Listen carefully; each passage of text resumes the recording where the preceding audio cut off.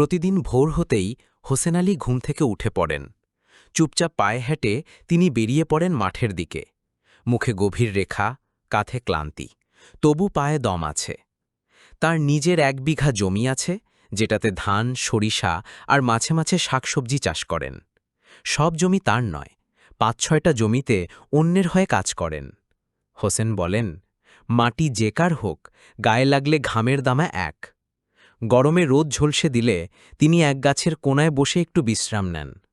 তখনও চোখে খেয়ালের ছায়া, এই জমিগুলো বাঁচলে আমার ছেলেটার পড়া চালাতে পারব, মেয়েটার বিয়েটা দিতে পারব ঠিকঠাক।